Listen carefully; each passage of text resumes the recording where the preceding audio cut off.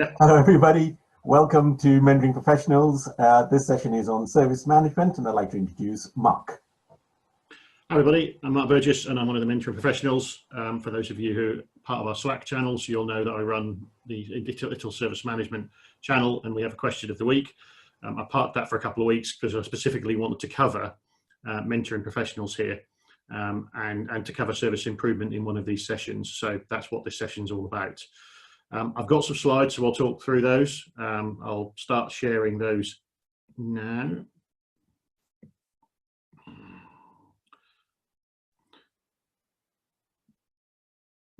Excellent. So I've titled this Service Improvement Is. For those of you who've got a similar kind of knowledge and background of 70s and 80s rock music as I have, you might recognise that from a David Bowie exhibition that was in London a while ago. That was kind of David Bowie Is, and it talked about all the various aspects of his life. And I saw service improvement the same. In terms of service improvement means a number of things to a number of people. And I thought going through what service improvement is to me and to others would be a good way of covering that. I'll do a brief kind of introduction. So, as I said, I'm Mark Burgess. I've worked as a service management professional now for many years, more years than I really care to add up. So I've run cabs, I've managed problems, I've managed major incidents, I've done service transition. So I've done a wide range of things, but there are specific periods during my career when I've been a service improvement manager with specific responsibility for managing a program of service improvements. And some of the examples I'll give as I work through this will come from those periods. One was for a large insurance company, where it was a radical service improvement for a year to remediate some particular services that were getting poor customer feedback. As you know, this week the theme of the mentoring professional sessions is all around improving customer satisfaction, both internal and external. So I had a period doing that, and I also had a period running a large service improvement transformation called Operational Excellence within a global bank that was primarily looking to improve the efficiency and effectiveness of IT and its delivery of internal services. So I've got experience of shaping IT programs and programs for service improvement. I've got experience of owning and delivering them, and I've got experience of how we track and manage the benefits from them. And how we then play those back and communicate. So I will talk to those. The slides are more reminders for me to be able to use the examples that I've got and the sections that I've got. So I'm going to talk around improving customer satisfaction. I'm going to talk around improving employee satisfaction. I'm going to talk around how service improvement is something everybody should be interested in and has a role to play in. I'm going to talk around service improvement and as a planned project and program. I'm going to talk around how to manage and track benefits for it, which is cunningly like the benefits tracking and delivery session that Mentoring Professionals is running this afternoon. There is a lot of commonality between how service improvement tracks and delivers benefits and the way we do it for a project to program. About how service improvement is continuous, and then we'll take questions and answers. The questions and answers there are more to remind me to allow some time for an open question and answer as we get our way through. I will from time to time pause, and do feel free to ask questions in the chat. I will continue presenting, and Dev will remind me that at the end of each slide we'll then pause for a second and I can take questions as they come up. So we'll work on that way.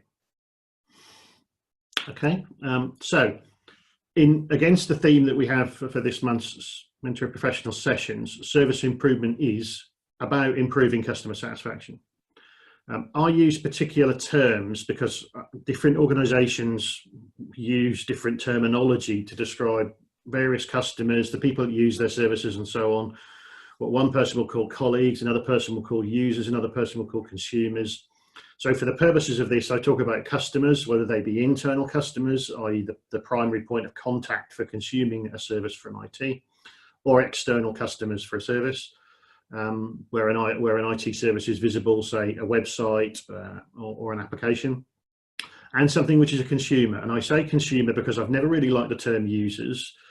Colleagues, for me, doesn't really differentiate between the way HR manages things and IT manages things, but nonetheless, there are a significant number of IT services that are consumed by people that work in the organisation, either permanently, temporarily, or by suppliers. And that's all part of helping the organisation service its customers either directly or indirectly as part of a supporting business services or operations team.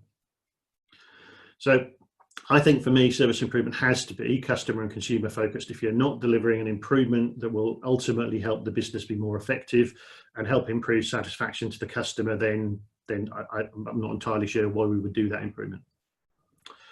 I see service improvements being both reactive and proactive. So I see them looking at trends. Maybe a particular service has had a large number of incidents.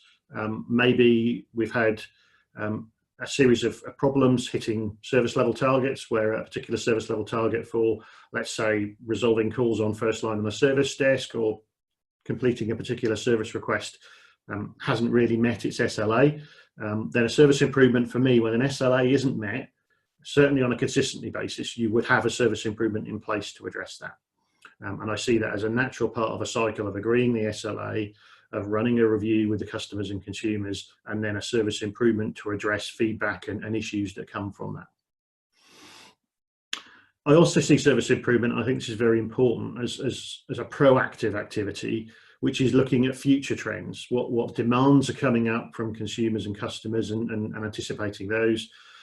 What risks there may be around a service, and you know, one of the things I've talked about in the Slack channel is around how we can manage availability and other processes, identify risks to service, and then look to remediate those. And I think that's a key part of managing service, particularly in regulated organisations and companies, where they do need to understand the risk to service and then look to take remediation actions either to reduce the impact of a risk or to address it completely. I also think service improvement needs to use facts and data. It needs to take a view in terms of what alerts have come in, what monitorings come in, what incidents have come in, how many people are using the service in terms of capacity and demand. There's a series of things that I think service improvement needs to take. But I think the key one for me is about making sure that we've got a clear view of what the customers and consumers of that service want. And I think if an organisation, and in particular the IT within an organisation, doesn't understand how its IT works for the business, what the outcomes that the business, both the individual departments, is working for, how those processes are underpinned and supported by those IT services, then I think that's a very good place to start.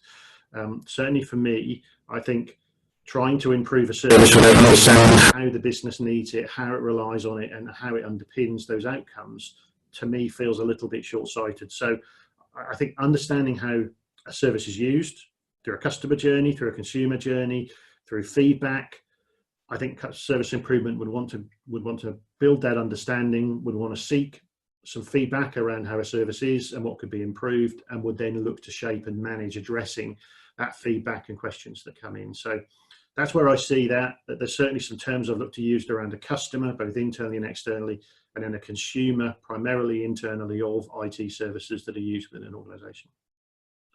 Dev, I'll pause at that point before I move on to the next. Are there any questions so far?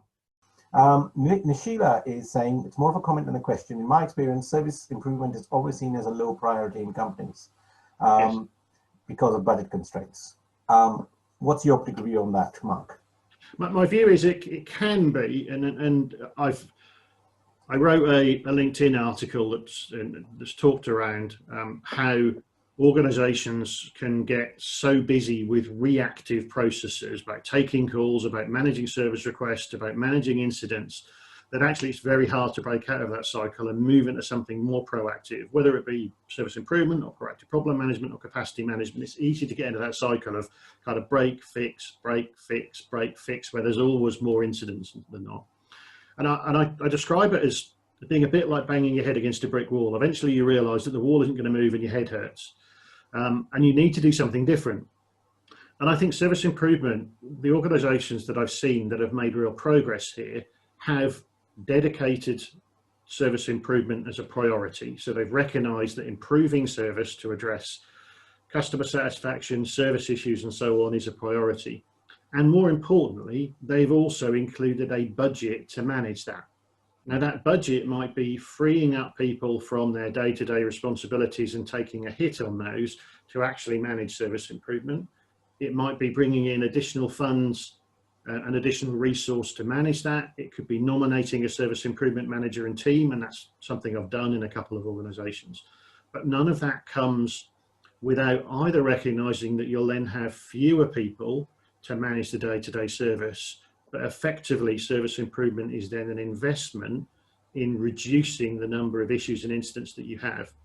So short term, if you were to take your existing resource pool and look to free up a couple of people to manage service improvement as a priority, sure, you're going to have fewer people to manage those incidents, those requests, those changes, and so on. But within a 3 to 6 month period, when the service improvements that they've identified have been delivered, it will reduce the workload and will be a net benefit. So I think there is some investment to be made there. And certainly the organisations that I've seen that have successfully prioritised and delivered service improvement have recognised the need to break the cycle and have a priority, some investment, some people, some money behind it to actually make service improvement happen. I guess that's the challenge, isn't it, Mark? In the sense that it's how do you make an organisation realise that service management is a key element that they need to focus on? And the unfortunate thing is, the other thing that's common about many organisations that have prioritised service improvement is they've had that moment. They've had that moment when a critical service has failed too many times and somebody says, what are we going to do about it? They've had a moment where a piece of technology has really let them down and has impacted either customers or consumers and they need to address it. It's those sorts of really nasty service experiences that have led to some of the largest service improvement programs that I've seen. Now, obviously, there is a level of service improvement that I'm going to describe here, which doesn't wait for the worst to happen and needs to be an ongoing process. But I think the thing that has triggered many organisations to take service improvement seriously and to prioritise it has been that groundswell of, you know what, IT just can't carry on as it is and service is really broken. Sure. So Nikhila just sort of carries on with that a little bit, and I'll come back. There's another question as well we'll come back to. But surely that is problem management and not service management. I'll come on to that. Hold that thought. So there's a number of things the number of things where you could potentially talk about processes colliding, and I do address that in a later slide. So hold that thought, and I will come back to it. Okay, Nikhila, hold that thought. So Liju is saying that what are some of the key aspects that need to be considered while prioritizing improvements in a CSI register? Okay, yeah, and I'll talk to that. So I'm going to cover customer and employee satisfaction first, and then I'm going to get on to how you would shape a service improvement program in my experience. Okay, cool. That's it for now. Then. Reassures me that I've got the right things covered in the session, so this is all good. Good. I'll move on. So as well as customers, we have internal consumers, employees. And so I think service improvement does need to understand and listen to employees to understand how IT services are consumed and experienced, very much as I was describing. What business processes do they work on? What outcomes do they work to? What's important to them? And how do the IT services manage it? IT clearly has a number of services that are consumed by those employees. It will consume HR, it will consume an intranet, it will consume, the various applications they need to do their business. There's a series of things where you'll want access to an application, you'll want a new device, you'll have a mouse that may be broken, you want to request those. And I see service improvement as being a great catalyst to actually streamline and improve the service of those. So they're then advocates for those rather than victims of services that are perhaps taking too long. The worst case I ever heard was taking over 200 days for somebody to answer a request from an internal employee who wanted a laptop. It took 200 days to tell him he couldn't have one, which was frankly ridiculous, but that was how broken the processes were in that area.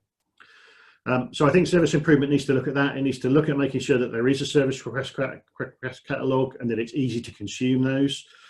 Certainly there's a lot of automation that we can put in place with the various ITSM and other tools to both take those requests, to assess them, to manage budget and line management approval if required. So managing all of that has become a lot easier with the ITSM tools that are now available.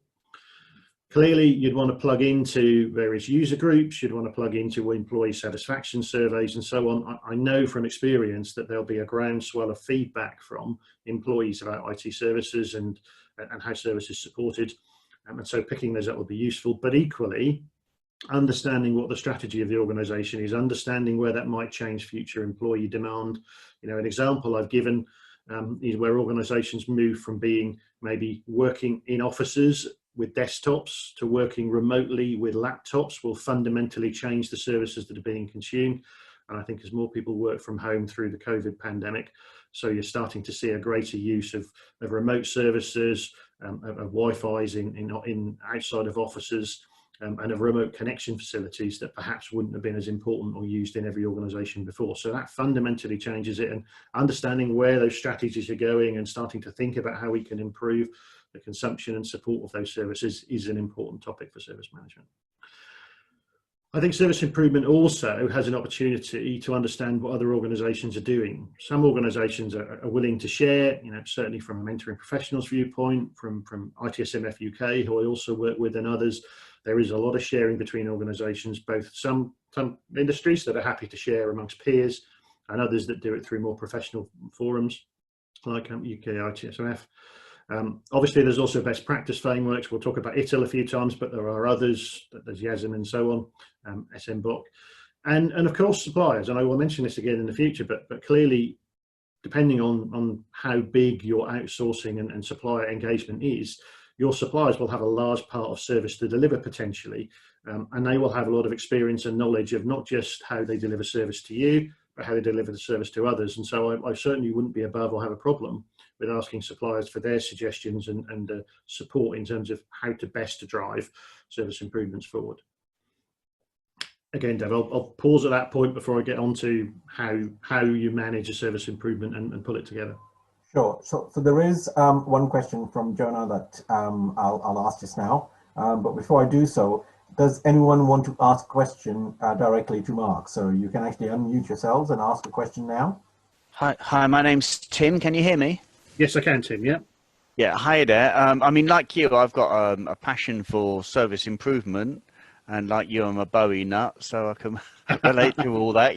I don't know if what I've faced in service improvement is unusual. I've had a position before where I've talked to my boss, been in a job, and I said, you know what, I think we could really improve our process here. I've spotted something that's going through the cracks, and if this happened, and sort of tried to look at it from describe it clearly or costed. And my boss said to me, Tim, with the money we're making, why would we bother?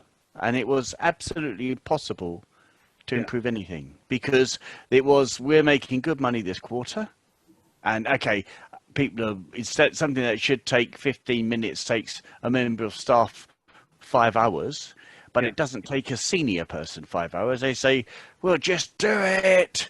And if something ever gets right, something so chronically bad that a customer's literally throwing all the toys out the pram, I get a thing that I had a priority one. I said to the technical team, I've got a priority one. My customer is, spitting feathers here. And they said, well, I'm sorry, everybody in the world is working on Bank of America at the moment, because Bank of America collapsed and said, we can't put up with this. And then the senior big head honcho said, whatever it takes, fix it, and screw everybody else. And then when I look at that, I think I don't even know. In the end, I think, look, I'm getting paid, but I won't. I do what I can for my customers, but I won't try and improve the system because I can't. It's a great question, and we had a similar one, and we've run this session once this week before, and we had a similar question there, and it was kind of, how do I get buy-in to service improvement from people that don't necessarily buy into it as much as we do? I think at the moment organisations are in one of three camps broadly. There are some organisations that are really struggling to stay afloat. The COVID pandemic and lockdown has really changed the way they work. You think about entertainment, you think about retail. There are certainly some sectors where just keeping going is tough. And so talking about improvement that's anything other than how are we going to save money and stay afloat just isn't going to get listened. And that's where you need to understand where the business is, I think, to understand how you're going to pitch these things. And I think at the moment, if I was trying to pitch service improvement to an organisation like that, it would only be about saving money, because that's really what they're looking to do. Yeah. If I was talking about an organisation that was growing and had unprecedented demand, and you can look at the online shopping, you can look at actually some of the UK supermarkets that have got unprecedented demand for home deliveries. Maybe those organisations are trying to run so fast that they, like it sounds your boss, didn't necessarily think, well, we're making good money, so why should we change? I still think there are some missed opportunities there, but I do recognise that sometimes that's a question of pitching service improvement to say, but we can use service improvement to help us cope with that growing demand, because we are doing good money, we've got more demand, and so here's a way of doing it. So maybe I turn it into more kind of performance and capacity and work it that way, rather than necessarily something that on the other end of the spectrum was all around cost. Yeah. You see, I mean, there's another problem I see with service improvement, and this is not the job I spoke about, but in my last job, we were receiving services. We weren't providing, well, we were providing services, but we also had a big vendor providing us with services. Now, what I would do with that big vendor, which I knew very well, there were massive, holes in the service they were providing. I wouldn't call it good, but at the same time as that, it was what it was. And so I would incrementally try to work with them to improve it. And I'd ask them to do things that they did or didn't do, etc. Now, my boss had a different way, and my team had a different way of approaching this. They said, what we need to do is pressure them all the time to improve what they're doing, which means every week we had, like you said, you had these meetings which were arguments all the time. Yeah. The modus operandi was, now we need to hammer them.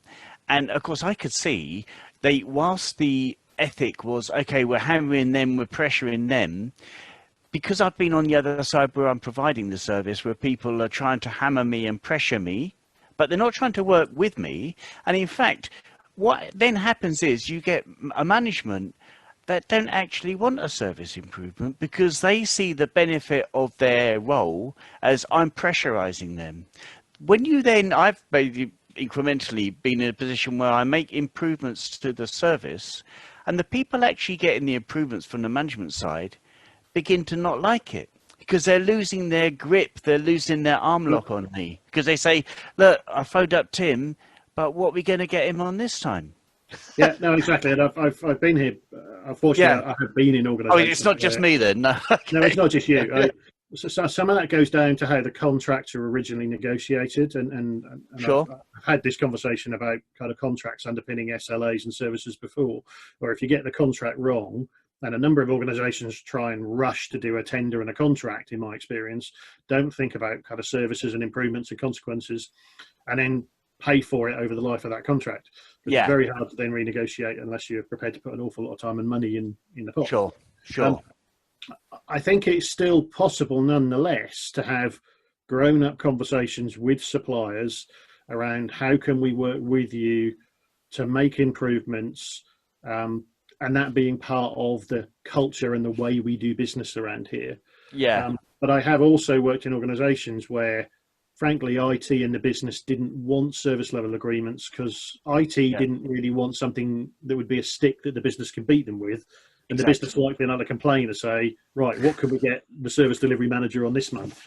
And you've kind of got to find a way of breaking that cycle. And until you've done that, then service improvement is going to be a bit of a tough sell. So okay. I'm glad to hear it. I mean, because sometimes I've seen quite a lot of this. I mean, it's not always been like that. I have sort of had positive experiences as well, but I've seen a massive amount of this kind of somebody comes up with something that's a criticism of your team, and then in a team meeting, the first thing the boss says is, they're trying to pin this on us. Hang on, let's get it off our desk. Someone else can pick it up. And I think that's where you need to reckon. That's where there's a kind of a comms and an expectation setting, that taking feedback and managing improvements is how we do business. It's being open to that feedback, not taking it as criticism, being on the front foot in terms of improvement. And that really only comes from a conversation, not just bottom up, but also top down. And this was a similar topic and answer that I gave on the session earlier in the week, was I think unless you've got buy-in from senior levels within the organisation, whether it be a senior leadership team within IT or a CIO and so on, to say, this is the way we should be doing things, then it can be difficult to make that work. But you also need to put the hard yards in to go speak to teams and speak to team leaders and understand where they are. And the periods when I've been a service improvement manager or director and so on and managed that, there's always been a kind of 2 or 3 presentations, and I'll take to a meeting of the senior leadership team to explain why service improvement was important, and that got buy-in to finish off a large service improvement plan we were doing. I'd go speak to team meetings, any group of managers that came together, technicians, service desk, I'd have a presentation ready to go and would take any opportunity to go and explain what we were doing, why it was important, and what it meant for the people concerned. And bit by bit, that would gradually change perceptions. Okay. Let me ask Jonah's question. So it's a bit of a long question, so I'll read it as is. Perhaps too big a topic for this session, and not sure if my perception is inaccurate, but increasingly people seem to be reducing service management to the use of ITSM tools, with SM functions being moved out to technical support and away from service management as an organization entity. How should service improvement be handled in this context? I talk about that on the next slide, and to paraphrase, I think everybody has a key role to play in terms of service improvement, but unless you have a champion, a chair, or somebody to drive it, then service improvement is likely to end up further down the priority pile than you'd like. And I think there's a similar risk around, saying that you don't need a central service management function, a central service and process owner team.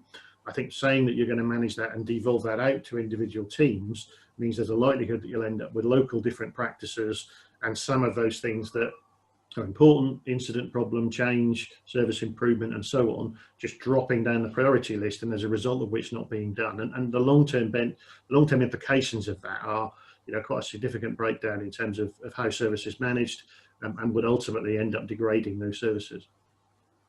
Okay, I hope that answered your question, Jonah. If not, please. Oh, okay. So Jonah's follow-up is, that's my fear. How do we avoid that? Well, I think it's a question a number of organisations are going to be asking themselves. So I think as a result of the pandemic, what I'm seeing is organisations almost splitting into three categories. There are those that are just struggling to survive, and frankly, talking to them about how they manage service improvements is going to be a little bit around how they manage their bottom line, because they are just struggling to survive. There are certainly some industry sectors, hospitality, the music industry and so on, that would be really struggling, and as a result of which talking to them about grand service management plans is probably a little bit naive. There are others on the other extreme that are really, really thriving and have got a level of growth that they've probably never seen before. Zoom, that we're currently using services for, is a great example of that. You look at the increase in the use of these technologies, the use of online shopping and so on, that's gone through the roof. And so as a result of which, they would be receptive to a service improvement capability, particularly if it came to being able to manage increased demand that's coming through like you wouldn't believe. And then there are others that are kind of somewhere in the middle. They're coping, they're doing okay, they're probably having to adjust with people working from home or in different ways. They're almost certainly having to adjust with the various COVID restrictions if they are in offices or shops or retail presences and so on. But I think for me, it would be around having a conversation around where they want to be in a few years' time, what the strategy is to get there, and where they're actually having a central service management function to manage that as a control, to manage risks and to manage consistency is going to help them get there, or whether just allowing it to then devolve out and potentially the risks of having multiple different flavors and versions of processes and improvements and so on, how that would work. But it kind of comes to where do you want to be in 2 or 3 years' time, and what would those various options around full devolution, having a level of central service management and improvement, what would that look like? And that's a kind of classic pros and cons and benefits of options paper, which I've certainly developed before when it comes to organisation proposals in various large commercial, public and private sector organisations. Thank you, Mark. I think, Jonah, you can ask a follow-up question later on. Mark, before you move on, a quick question from me. Service management is not just about IT services, though, is it? I mean, because I understand there's a lot of focus on IT services, but you do have non-IT services that can be managed and improved.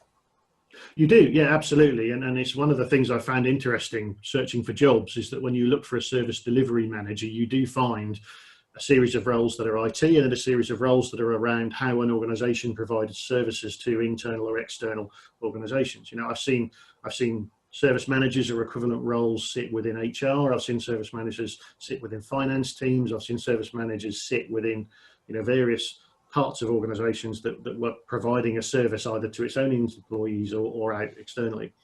And equally, you'll find suppliers will have something like an account or service manager that will face off to the various organisations that they provide service to.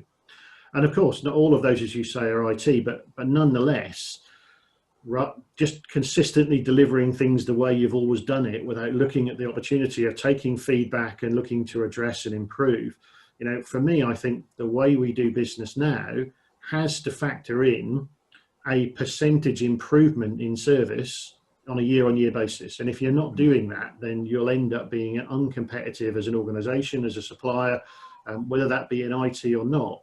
So I think service improvement is the way we do business now, and that organisations, particularly when they're procuring service, would expect a supplier to be continually improving their offering and offering more for the same or more for less over time. And without improvement, you can't do that. Great. Okay, I hear you. Thank you. Please carry on. Excellent. So I think we touched on this, so I'll skip over it relatively briefly. Who's involved in a service improvement plan? For me, it's everyone.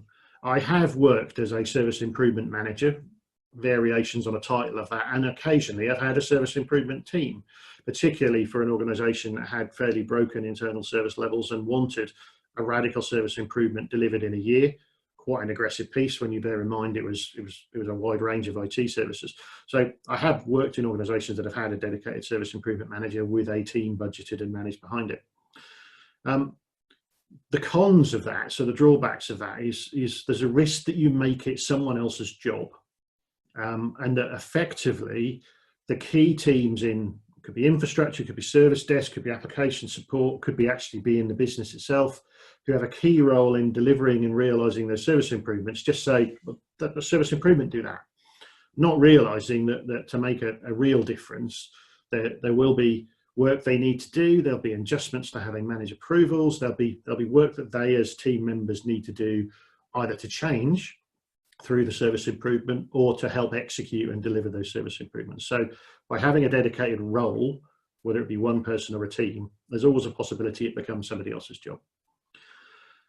The advantages are, it gives you a focus area, it gives you a champion, it gives you somebody who can bang on the drum. And I was, as I say, towards the end of the time I was managing a radical service improvement for a financial services organisation. We were about 2/3 of the way through a year, and we'd made good progress, but there was still work to do. And I was asked to go along to a management away day when we still had them, and stand up and give a presentation on the work we've done so far and the support we needed from them. And actually getting somebody to stand up and say, this is what we're doing around service improvement, this is what your individual teams will need to do, and this is where I need support, proved to be a real catalyst to get the remaining work delivered. And I think if there hadn't have been somebody who was responsible and accountable for leading that, I'm not sure those service improvements would have been delivered, because getting all those managers together in one place, getting the then CIO to stress the importance of doing this, actually made a real difference in terms of getting traction and buy-in and mobilising the work. And as I think we've talked about a couple of times, many IT teams are busy, they struggle with the amount of resource that they've got, and so getting time to actually champion and drive those things can be difficult for them. Some do a great job of it, and I'm not belittling them, but I am saying, look, that is the case in many areas. I think it is important to have a register of service improvements, and I know one of the questions referred to it, but it's not something that everybody does. So I think having a central register of service improvements is a wise idea. That could be for a process or practice, that could be a service, that could be across an organisation, depending on the level of maturity. I think it actually helps to start to bring them together into a central register and then have filters that enable you to look at it for a particular process. Could be incident management, could be capacity management, and so on. For a service, could be email, could be a finance service, could be an HR service, or across a whole organisation. I would also recommend that we get to a point where anyone could propose a service improvement, either within IT or outside.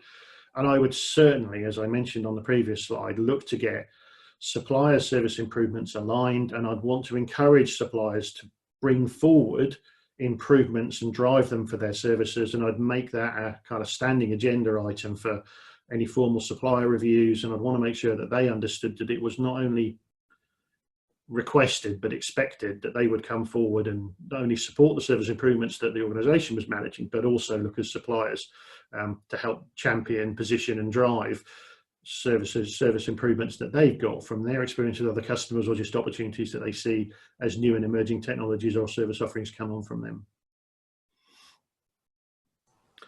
Great. We do have a question, Mark, from Kaz. Kaz, over to you. Hi, Mark. Hi, Kaz. It's sort of, I'm sure it'll be covered later, but one thing that I'd be very keen on learning about is how we identify the where we are now and report on it, quantify it, Yes. to then what the actual improvements seen, the benefit realization part. I can absolutely do that. I can't share the format I use, but I will describe it in such a way that you'll understand it, because Lovely. it had information that was around service levels in a particular organisation. But yeah, I will absolutely share that and cover it. Marvellous, thank you. Yep. A quick question from me then, Mark.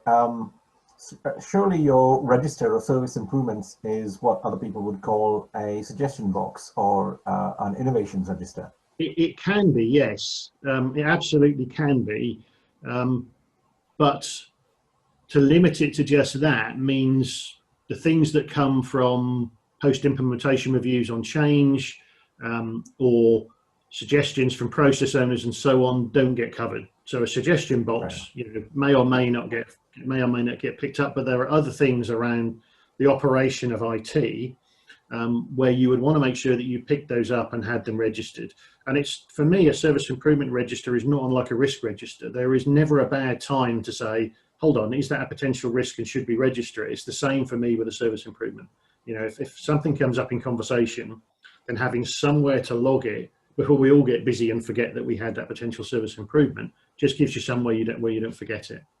Because I've worked in organizations where in some cases the service improvement register has literally been those service improvements that people have already reviewed and said, yes, we need to do it, but we don't have the time now, and we'll just park it so it goes on there. Whereas I think what you're saying is that anything that anyone comes up with as a service improvement should be recorded. It can, yeah, and sometimes, and I'll talk about this on the next slide, it can be that you pull together 2 or 3 suggestions or more from different people and recognise that they have a common theme and can be addressed by a single service improvement. So when it comes to using that register to prioritise and pull them together, sometimes there's a common theme that you can address 2, 3, 10, 100 suggestions that have come in from various people, and you start to see the themes across them. But I don't think anything's too small to put in there, and equally I don't think anything's too big either. Okay, good to know. Okay, I think that's it from a question perspective. Excellent, good. Service improvement, in my view, has to be planned, and there is real commonality. And I spent time as a service improvement manager, as you can see, and I've spent time as a program manager managing various IT programs. And there is a lot more common ground between the two than most service management professionals or project and program management professionals would normally recognise. And I thought this when I was managing service improvements, and I thought, hold on a minute, what I'm doing here is I'm pulling together a scope from a list of potential service improvement items. I'm then identifying that into a plan as to how much I can get done within the time period I've got. I'm then reviewing and agreeing that with stakeholders, and I'm thinking about the resource and monetary budget I might need. And that to me feels like scoping a project and program. Having then gone on in some of my contract roles to actually then manage programs, I recognise that they are very similar, and that actually there's a lot of similarity around scoping a program, whether it be a SIP or an IT program to be delivered by an organisation, about agreeing that with stakeholders, about reaching a budget, and about how it's then put together as a plan. The difference for me is when it comes to thinking about benefits and how we might want to manage those, then I had a mantra that I would use in an organisation, which is if you have a current service level and want to get to a future service improvement level, whether it be through more demand for that service and maintaining that service level, or reducing the time it takes for a new joiner to start, or about reducing the number of major incidents and improving the availability of service, then without something to manage that in service improvement, you're never going to get from the current to the future. And so the service improvement plan is the bridge from that current level of service that you're delivering day on day, week on week, month on month, to that future level of service that you want to manage either with future demand, with a change in technology, or just as a result of having too many incidents or taking too long to deliver a laptop to somebody, for example. So I would recommend thinking, acting and managing it like a change program. So having somebody either as a full-time job or as a significant part of their role who is the program manager for that service improvement plan, that they would define and manage a plan, potentially with work streams. And when I've managed those large service improvement programs, they had 12, up to 12 work streams. Those work streams had milestones. There would be owners for those individual work streams and milestones. So it would start to look an awful lot like a large project plan with various milestones and dates that you would then manage and track against. You would make sure that as part of delivering that scope, you would have agreed that with stakeholders. You would make sure that you track progress with stakeholders, and the best way to do that is to hold, whether you call it a board or a steering group or whatever your organization's structure fits, then do that.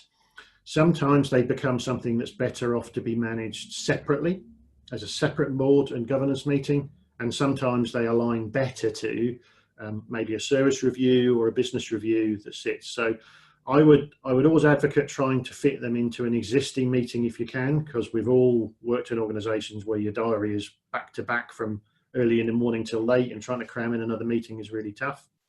So I'd always try and find a governance meeting that it would fit in, but if it won't, then certainly I'd recommend having a separate board that would focus specifically on service improvement and make sure that key stakeholders were comfortable with the progress that was being made and know what's expected of them and their teams. I would also maintain a benefits realization plan. And yes, I do talk about that more on the next slide to answer Kaz's question, so I'll come to that in a second. I see a sliding scale, and it depends on the organization as to how they want to manage this. You could have a local team, for example, a service desk team, who's recognized the need to improve something and they want to drive it themselves. That's fine. That's a service improvement in my mind. You could have a service or a process, so change management, that has a series of suggestions and improvements, and it needs to have service improvements. Again, to me, that's a service improvement. Or you could have an organization that wants to pull a series of key themes and issues together and have a transformational level of service improvement program. And again, you can scale up to that. And I think there comes a point when managing something as a SIP and not having it as a formal project or program starts to break down a bit. But I would see all of them being service improvements. I would see the bigger scale and scope you get, the more you need a budget and a scope and a board and governance behind it. So, it's kind of similar to delivering any IT project and program. There comes a point when you've reached a size where you do need those controls and that governance in place just to help you make the delivery work. The other thing that this reminded me of was just like a project or a program, it will also help as a tip to run a lessons learned review after a service improvement plan has been delivered, to assess if we get the benefits, to see if there's anything that we did well and would do again, to see if there's any lessons learned that would change it, and then use those to inform future service improvement cycles. So certainly those lessons learned review that I've done at the end of programs and service improvements have a lot of consistency, but it's primarily around, did you realize the benefits? How was the scope managed? How did you get buy-in? And are there any lessons we can learn for the future? Both good things we'll carry on, or perhaps more challenging things that we want to do differently. So I'll pause at that point before the last couple of slides and take any further questions.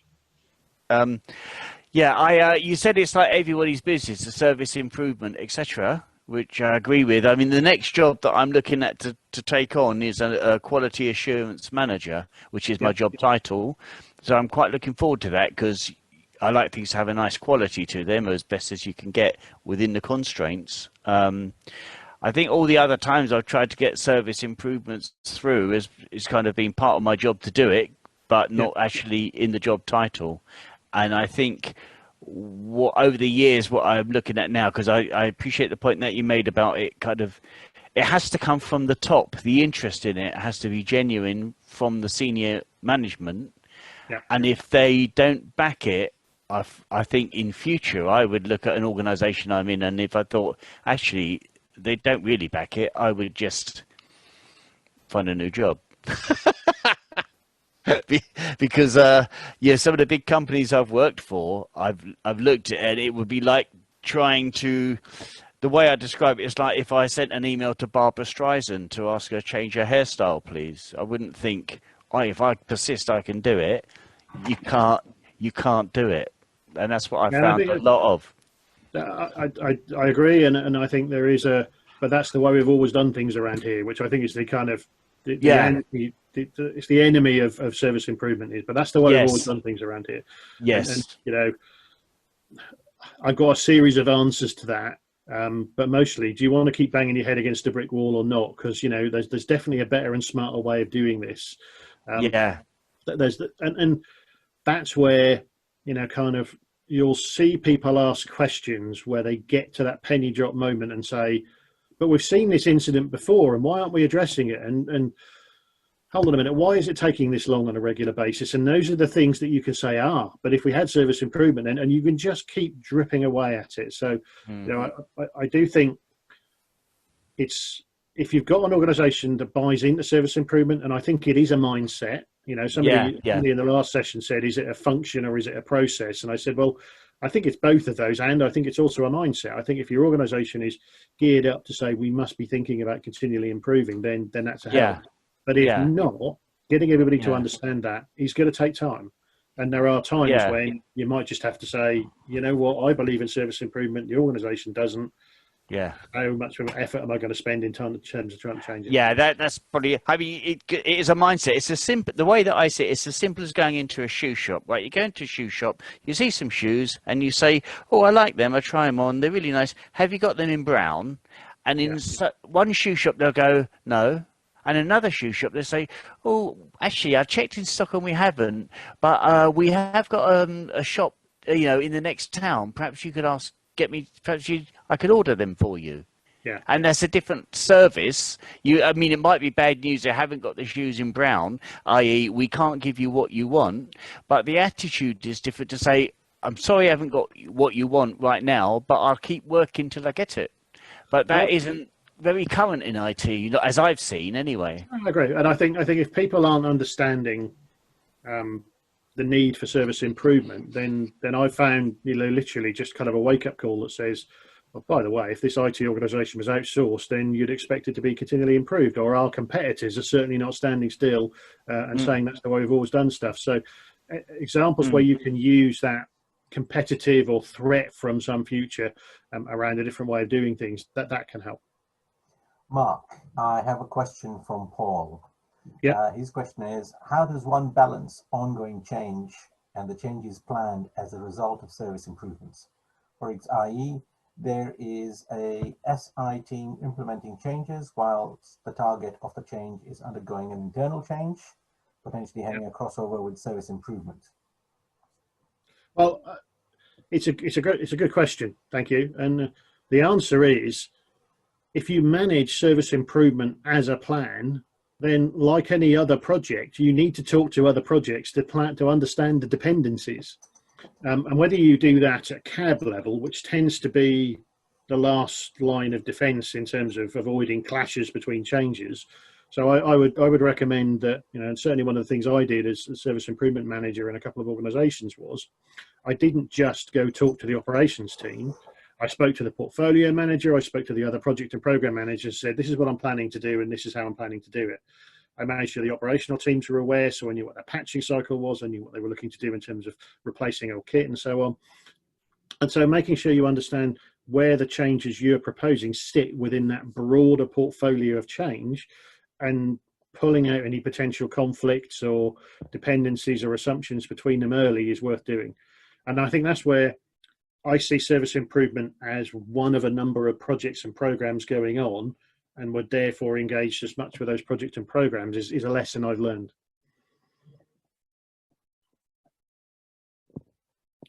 The other thing that will help is, Yeah. The other thing that will help, and I'll talk about it around benefits on the next slide, is actually knowing what you're going to deliver and when. And I think the sooner you've got that, and your communications and your advertising and your sharing that with a broader set of audiences, the sooner people know what you're planning to do and when you're planning to do it, the less likely you are to have a surprise. Indeed. So Paul, I hope that helped, and if you want to expand on that a little bit more, then please do so. So sometimes a service improvement plan is fairly simple. You want to reduce the number of incidents and on a particular service, and you've got something that's really focused, and you want to get to a particular target. In other cases, you may have a wide range of service improvements as part of a more transformational style service improvement program. And for me, it's about understanding what the history looks like. Remember earlier on, I said you want to understand the data. So you want to know, what did this month look like? What did last month look like? What was the service doing a year ago? So having good data on the key service KPIs, the amount of transactions that we're going through, the typical response times, say, maybe the number of incidents, the number of service requests, the amount of time it's taken, service improvements that will give you a series of KPIs and data around how that service is performing. So getting a view of that. And then thinking about what the future level of service needs to be, and thinking about when the benefits of those service improvements would deliver. And just like any project or program, they could be a big bang, one hit. We will significantly reduce the number of incidents when we deliver this one thing. Or it could be that there are 3 or 4 drops on a more regular basis in a more agile style that will start to deliver benefits in stages and improve service. And what I have done is had a rolling view of historical service and future performance, and interestingly started to predict what future service levels would look like based on historical data, and then laying on top of that what the benefits of the service improvement plan would look like to improve service. So that could be reducing the number of incidents, that could be in reducing the amount of time it takes to meet a service request, like delivering a laptop. That could be around improving the efficiency of a change process, so CAB is more effective. Depending on whatever that is, having historical data and then predicting forward what the future will look like based on that trend, and in the uplift that will come to the service from those service improvements, gives you something tangible to manage from. And every month you can take a look at that and say, okay, are we getting there? Have we delivered it? But having something that's more specific around when you will deliver that and what those service levels will look like gives you a really tangible benefits realization plan, and actually keeps your service improvement plan honest in terms of what benefits you're going to get. And then when you start to see them, are you getting the benefit you expected? And if not, what does that tell you around the service improvement and its effectiveness? That, for me, tends to work quite well as a kind of monthly cycle, mostly because most service improvement, service KPIs are delivered and reported on a monthly basis in my experience. Obviously, if it's more regular than that, then great. But having that sort of review that says on a monthly basis, what does the current month's performance look like? What is the expectations in terms of the service improvement plan looks like? And do we have to adjust what those future benefits look like in terms of future service targets? But I would certainly look to make sure that we had a clear view of what the benefits would look like, of what the measurement would look like, and how those predictions are going to look like in terms of those measures. For me, that would be a key part of tracking those benefits and realizing them. I have used the ITIL technique of, okay, where are we now? Where do we want to be? How will we get there? And how do we know we've arrived? So how are we going to measure it? And that was a fairly basic technique that was taught in ITIL V3 and before. And it sounds really documented common sense, because that's primarily what ITIL and most of the other frameworks are. But there's been more than once when, either as a service manager or a service improvement manager, or as a project manager and program manager, I've said, okay, where are we now? What's working and what's not?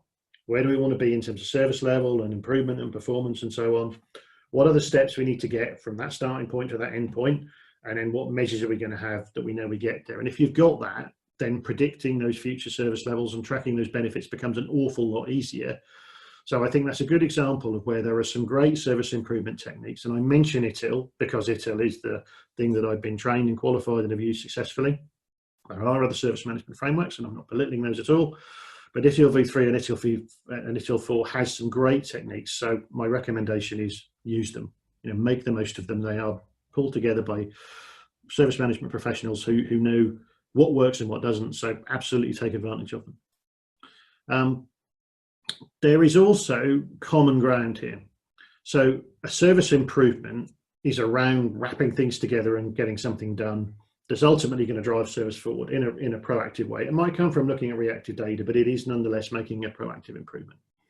And there are elements of service level management, and there are elements of availability management where if something was not meeting availability targets, or where something was not meeting a service level management target and an SLA, you would have a service improvement from that. And so there's an element of common ground between those processes and service improvement. Same with capacity management. Capacity is all about predicting future demand based on historical data and working out what interventions you need to make sure that you can continue to have the right capacity at the right time for the right cost for the right reason. And so there's commonality there around capacity uplifts and service improvement. Service continuity is the same. Service continuity and availability might potentially identify single points of failure that need to be addressed, or particular responses to issues and incidents that need to be addressed. And again, there's some commonality there. And problem management as the ITIL process that will identify the potential root cause of incidents and look to put in place either workarounds or long-term fixes to address those root causes. Again, something that starts to take a proactive view on those and says not just what incidents have we had, but what might we have and how we're going to address those in a proactive problem management focus. Again, there's a lot of commonality there.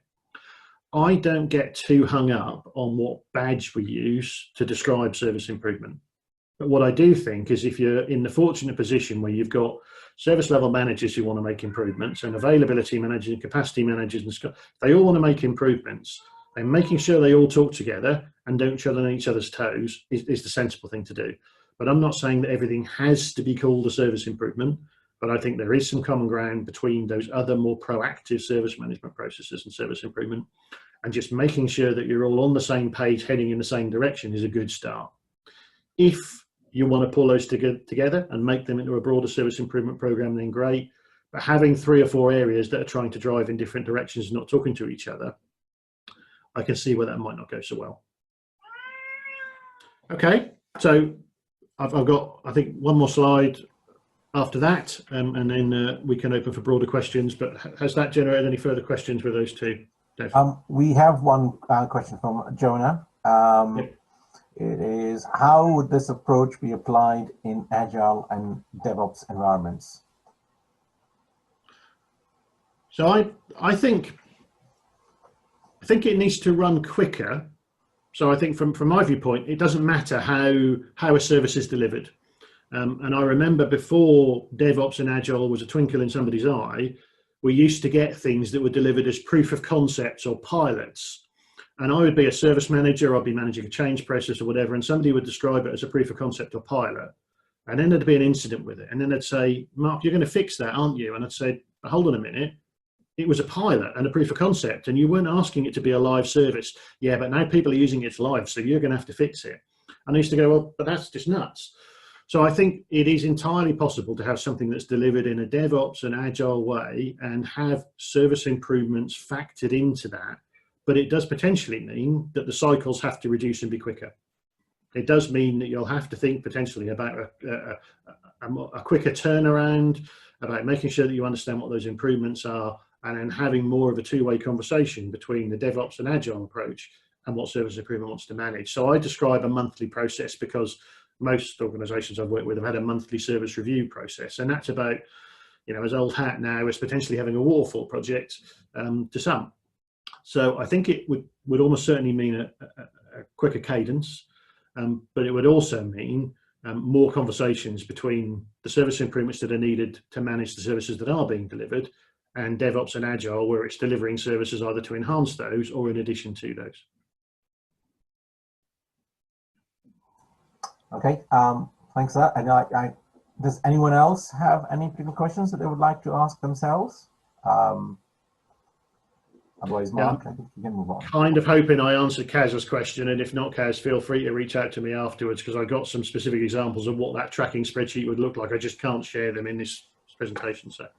And similarly, Nishila, did Mark answer your question that you asked at the beginning? Hopefully he did. Just to remind you, Mark, Mishela's question, in fact, it was probably a follow-up question, is she's not clear in the difference between PM and SIP. Surely there needs to be a clear line so that there is no ambiguity, or else there'll be a conflict between the manager and a SIP manager, a program manager and a SIP manager. It's a good question, and I think it depends on how the organisation wants to manage change. I have seen organisations where a SIP manager is more aligned to an operations or service or support function. I've worked at organisations where there was a run team and a change team, and the run team would do service improvement and the change team would deliver projects. So I have seen service improvements run on the operations team, and I've also seen service improvements pulled together into a formal project that's run as part of the portfolio of projects and programmes. And neither of those is right or wrong. It depends on how your organisation wants to manage those things together. I think a service improvement is primarily something that wants to get you an uplift in and an improvement in specifically defined service or services, whether that be a process, whether that be a particular service that's delivered internally or externally, and it has a particular focus to manage that. It's not about delivering a new service. It's not about transitioning something from a project into operations, that service transition. And it's not about kind of retiring old services. All of those to me fit within a more traditional project and portfolio. But it is around uplifting one or more services and making sure that you're clear on what that looks like. Now, as I said, and I think you picked up from my previous coverage on other slides, I do think where you've got a large service improvement and program, whether it's managed as part of the portfolio or not, you need to work as if it is. You know, you need as a service improvement program lead to be thinking about, hold on a minute, well, I'm delivering this. What else is the organization trying to do? And is what I'm doing going to work with them, or is it going to work against it, and vice versa? So I don't think whether something is delivered as a service improvement or a project is necessarily something I'd invest a huge amount of time in arguing about, but I would say where it's a significant service improvement, you do need to understand what the roadmap looks like across that portfolio and be talking about. And one of the things I did as a service improvement manager was I talked to anyone. You know, I would talk to the business around what improvements they were going to see. I'd talk to the process owners around what I was looking to do. I'd talk to the service desk. I'd talk to the service managers. I'd talk to the capacity manager. I would have a presentation that I delivered dozens of times in a month just to explain what was going on. And that would include to the architects and the delivery teams, so to the program managers, the portfolio teams and so on. And sometimes that would go, great, that saves us a job. Or other times it would be, hold on a minute, well, if you're doing that, did you know we were doing this? And we need to find a better way of them working together. So I think just like a project or program where you would want to communicate and talk about the benefits of the delivery, the same applies in service improvement. And that includes talking to other service improvement managers, talking to other project managers and other program managers. Okay, that's good. And just to remind you also of Liju's question, which was about prioritizing improvements in a CSI register. Oh yes, yeah, I did promise I'd talk about that and then didn't. So when it comes to that register, you do want to make sure that you've got a scope that's pulled together that's deliverable within the time and budget that you've got. And this is where there is some real commonality between the way that you would scope and manage a project and program to make sure that the budget and the benefits actually add up and can be delivered. You don't undersell or oversell them.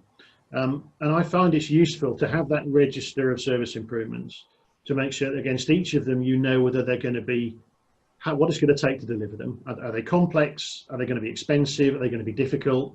What do you think the sort of likely timescale is going to look like? Do you need money to make them happen? So you do have to buy licenses or tools or so on. And as a result of that, you can then look at them. You can agree with your project board and stakeholders where they want to manage that prioritization. It could be on something that's saving money. It could be on something that's improving a particular service.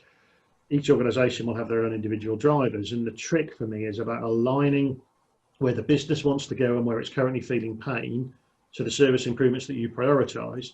And to make sure that if you've got, say, 6 months to deliver a service improvement, you take on 6 months worth of activity and not try and do 12 in that 6 and fail.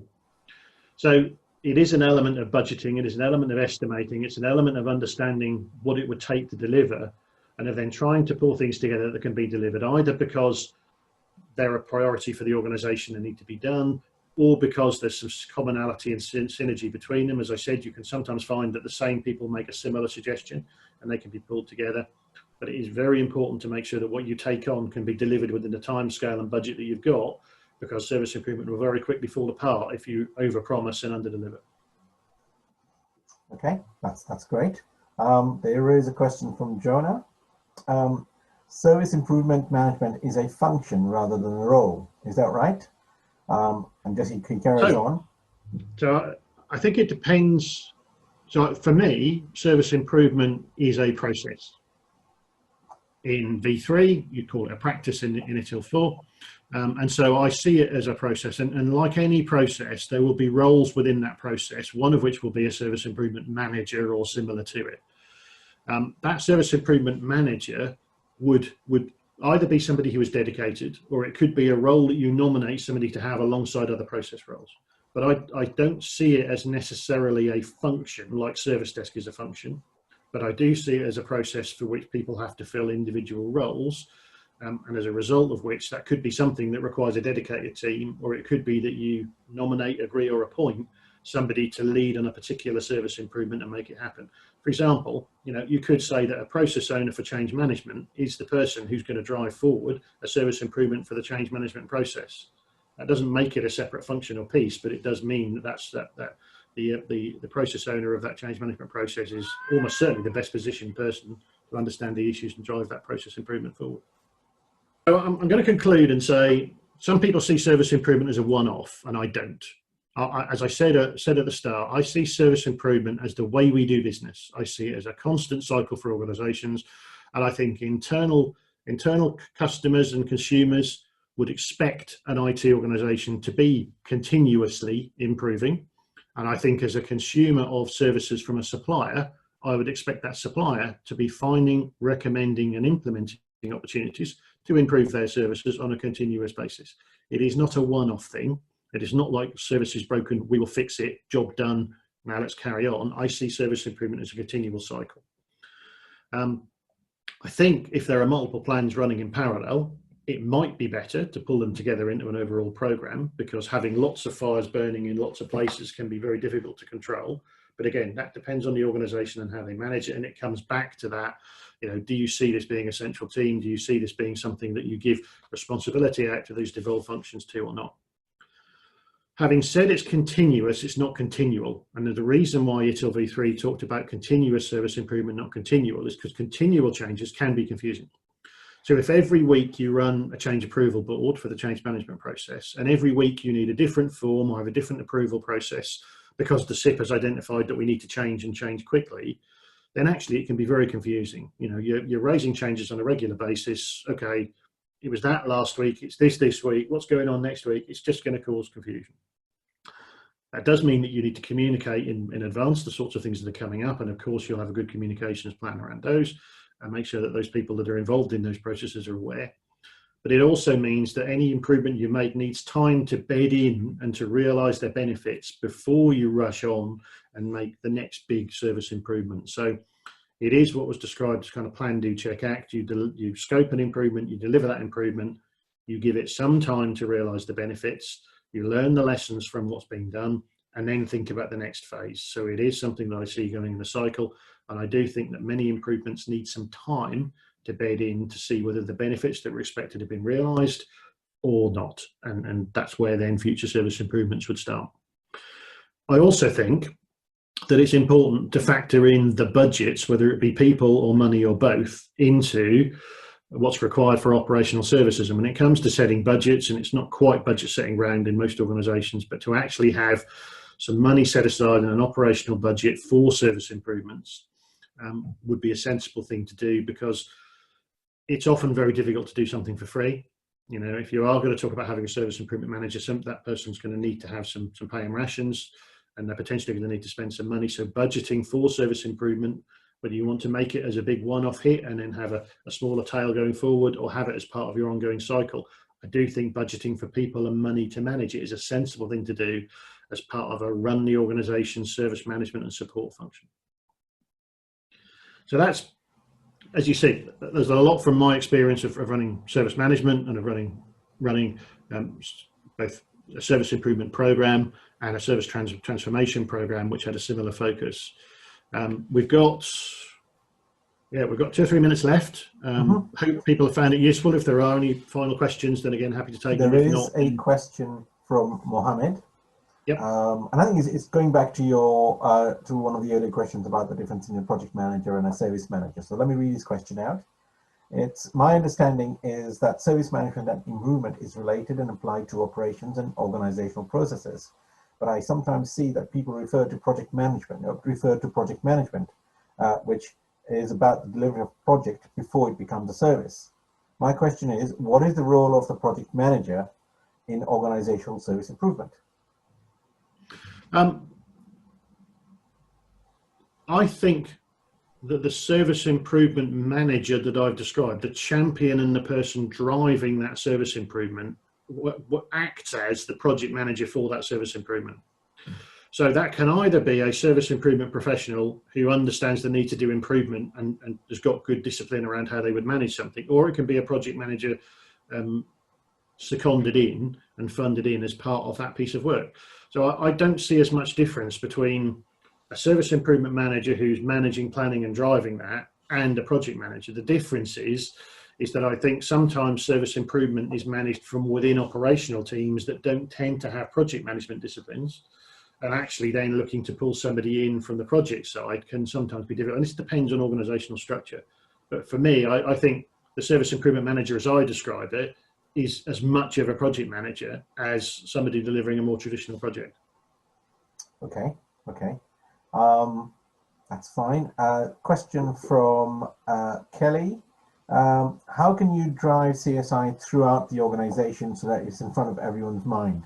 Does it have to be in their individual KPIs, or what are the other ways to make CSI? Okay, it's a great question, and as most of the questions that start like that end up, it does require a lot of legwork. It does require going and speaking to the senior team, whether it be in IT or above, to make sure that they understand the need for service improvements, the benefits of it, about getting buy-in, about making sure that it's then got buy-in top down. It's about going to speak to individual teams and understanding the pain that they feel and how service improvement can manage it. It's about communicating to the business the benefits for service improvement. There's a lot of stakeholder management and communications to get the level of buy-in here. And I won't say I've downplayed it through this, but I think that there is quite a significant amount of communications required for service improvement to be successful. And that does start with getting buy-in. And for me, that's about identifying the people that are actually going to help make a difference. And sometimes that can be the SLT within a senior leadership team within an IT function. Sometimes it can be those 2 or 3 teams that are really struggling right now and need help, and getting them on board and for them to be the catalyst and role models for making an improvement. That will be the thing that will sell it to the rest of the organization. So knowing how the organization works and the sort of stakeholders that can help you get stuff done will really help getting that buy-in and traction. Great. Kelly, I hope that answered your question.